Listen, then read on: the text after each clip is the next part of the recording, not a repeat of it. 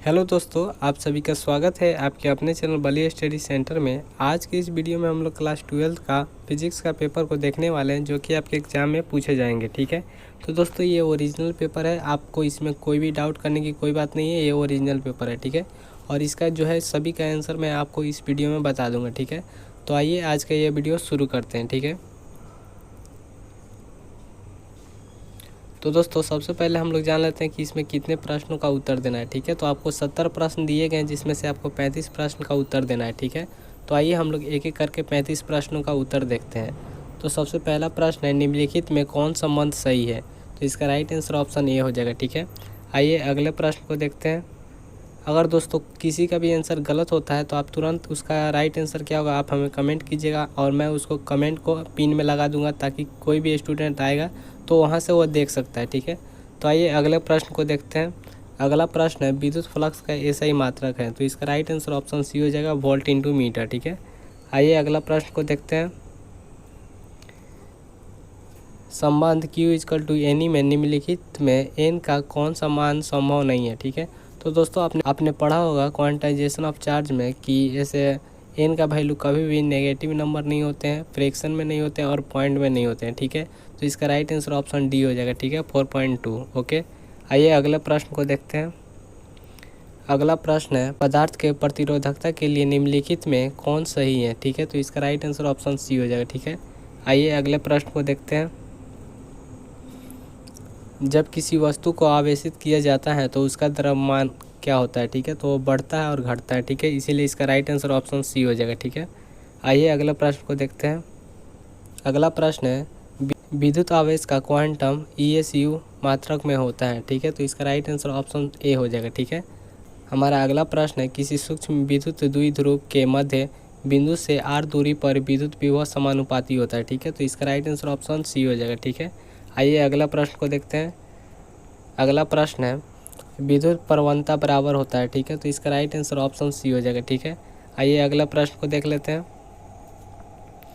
अगला प्रश्न है, निम्नलिखित में कौन सदिश राशि है? तो इसका राइट आंसर ऑप्शन सी हो जाएगा, विद्युत क्षेत्र की तीव्रता। ठीक है, इसको इंग्लिश में कहते हैं इंटेंसिटी ऑफ इलेक्ट्रिक फील्ड। ठीक है, आइए अगला प्रश्न को देखते हैं। अगला प्रश्न है, यदि किसी खोखले गोलीय चालक को धन आवेशित किया जाए तो उसके भीतर का विभव क्या होगा? ठीक है, तो इसका राइट आंसर जो है ऑप्शन बी हो जाएगा। ठीक है, धनात्मक एवं समरूप होगा। ठीक है, धनात्मक एवं समरूप होगा। आइए अगला प्रश्न को देखते हैं। अगला प्रश्न है, यदि प्रतिरोध R तथा धारिता C हो तो RC का विमेय सूत्र क्या होगा? ठीक है, तो इसका राइट आंसर ऑप्शन ए हो जाएगा। ठीक है, आइए अगले प्रश्न को देखते हैं। अगला प्रश्न का राइट आंसर ऑप्शन डी हो जाएगा। ठीक है, 800 वोल्ट। ठीक है, आइए अगले प्रश्न को देखते हैं। 13 नंबर प्रश्न। 13 नंबर प्रश्न है, एक आदर्श एमीटर का प्रतिरोध होता है? तो इसका राइट आंसर ऑप्शन ए हो जाएगा, 0 होता है। ठीक है, आइए अगला प्रश्न को देख लेते हैं। अगला प्रश्न है, आवेश के पृष्ठ घनत्व का मात्रक होता है? तो इसका राइट आंसर ऑप्शन सी हो जाएगा। ठीक है, कूलम पर मीटर स्क्वायर। ठीक है, आइए अगला प्रश्न को देखते हैं। 15 नंबर प्रश्न है कि विद्युत परिपथ की शक्ति होती है? तो इसका राइट आंसर जो है ऑप्शन डी हो जाएगा। ठीक है, आइए 16 नंबर प्रश्न को देखते हैं। अगला प्रश्न है, व्हीटस्टोन ब्रिज का व्यवहार किया जाता है? ठीक है, तो इसका राइट आंसर ऑप्शन डी हो जाएगा, प्रतिरोध मापने के लिए। ठीक है, आइए अगला प्रश्न को देखते हैं। अगला प्रश्न है, विद्युत परिपथ के किसी बिंदु को मिलाने वाली सभी धाराओं का बीजीय गणितीय योग क्या होता है? ठीक है, तो इसका राइट आंसर ऑप्शन ए हो जाएगा। ठीक है दोस्तों, अगर आपको लगता है कि इसका राइट आंसर ये होगा तो आप तुरंत उसका जो राइट आंसर क्या होगा आप हमें कमेंट कीजिएगा। ठीक है, ये हम आपको बार बार कह रहे हैं, और गलत होगा तो आप तुरंत कमेंट कीजिएगा। ठीक है, क्योंकि आपके भविष्य से बड़ा कुछ नहीं है। ठीक है, आइए अगला प्रश्न को देखते हैं। अगला प्रश्न है, टेंजेंट गैल्वेनोमीटर अधिकतम सुग्राही होता है जब विक्षेप कोण होता है? ठीक है, तो इसका राइट आंसर जो है ऑप्शन डी हो जाएगा। ठीक है, π/4। ओके, अगला प्रश्न को देखते हैं।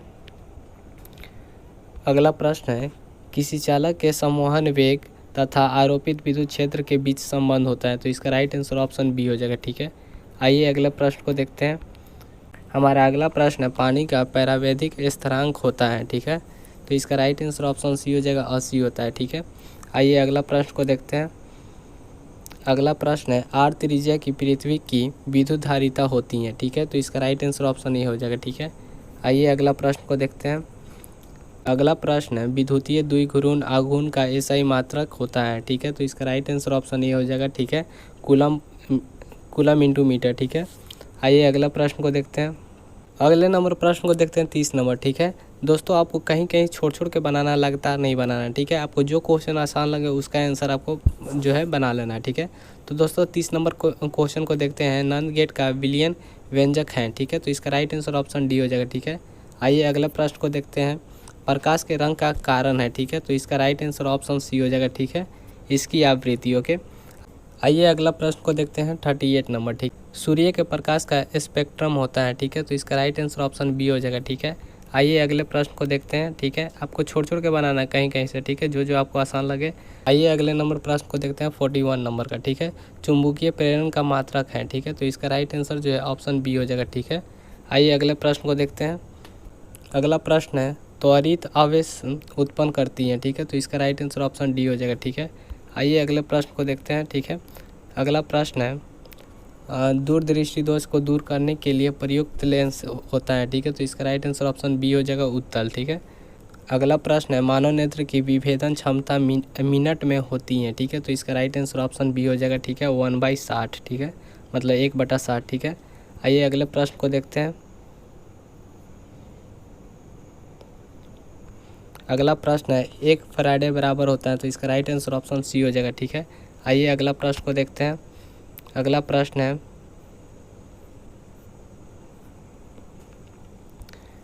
प्रश्न है, विद्युत विभव बराबर होता है। तो इसका राइट आंसर ऑप्शन सी हो जाएगा, ठीक है। आइए अगले प्रश्न को देखते हैं। अगला प्रश्न है, प्रकाश वर्ष किस भौतिक राशि का मात्रक होता है, ठीक है। तो इसका राइट आंसर ऑप्शन बी हो जाएगा, दूरी का, ठीक है। आइए अगले प्रश्न को देख लेते हैं।